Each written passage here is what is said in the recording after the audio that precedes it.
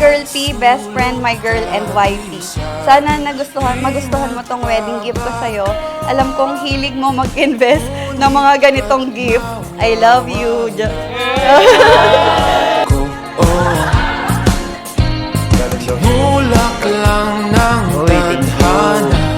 I love you. Hope you like my gift. Love, Jonah. Yun.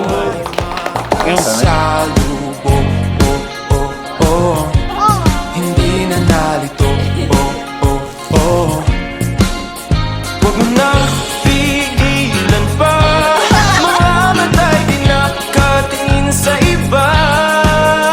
Kaya mananatili sa iyong tabi magdamag. Ating paligid hindi na natin napapansin. Gabi ay atin kasabay ng puso at tutugan.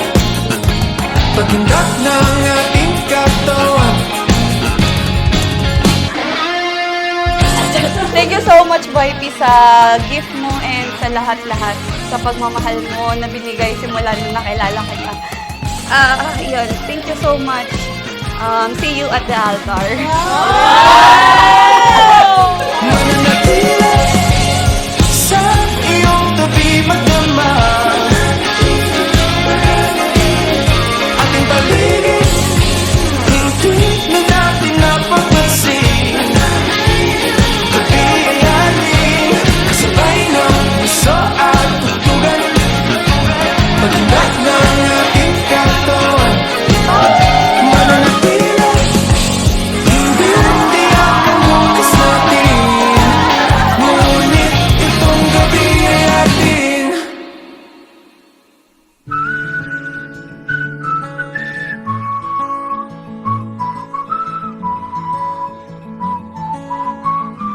I didn't believe in soulmate until I met you.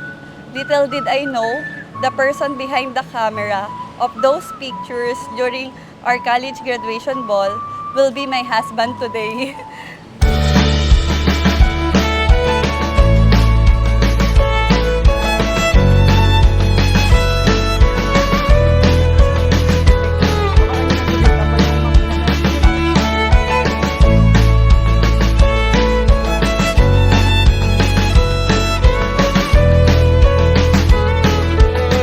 God gave us time to grow in our different paths and brought us together when pandemic hits. I remember my prayer every night, Lord, ibigay mo na po siya sa akin, yung tao magmamahal sa akin ng totoo at papakasalan ako. And then one day, someone messaged me on Instagram and the rest is history.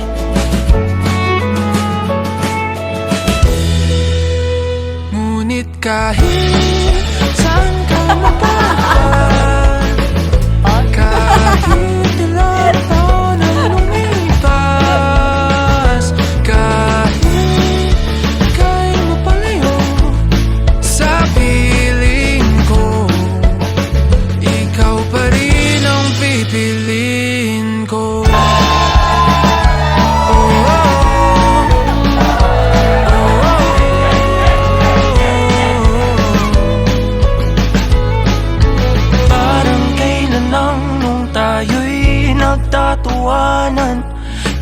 Una sa lahat, nagpapasalamat ako sa Panginoon dahil nakarating po tayo sa araw na ito na magkasama at binigyan ng magandang panahon, oras sa isa't isa.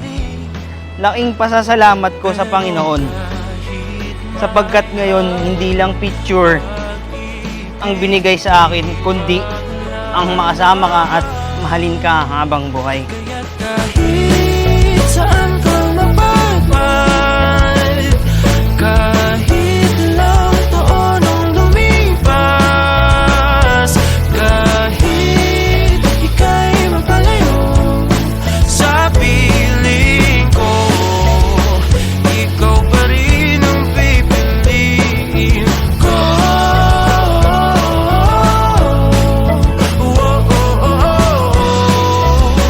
Ikaw pa rin ang pipiliin ko.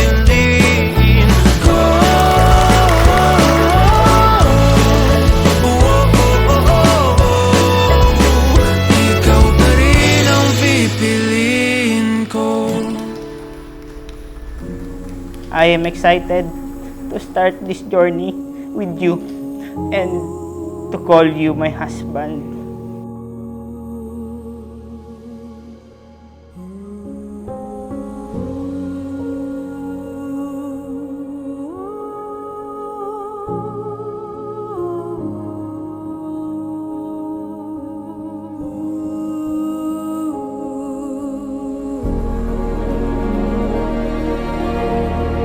Ang hangad ko lang lagi kayong masaya. Kasi ayokong masasaktan ka. Nay, thank you sa pagpapalaki sa akin at salamat sa pag-aaruga sa akin.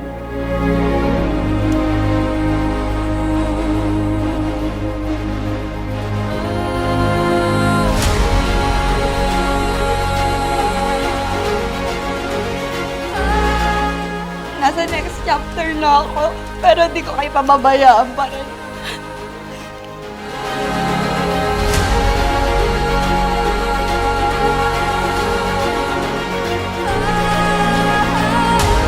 I love you so much, my wife, Jonalyn Palma Aliman.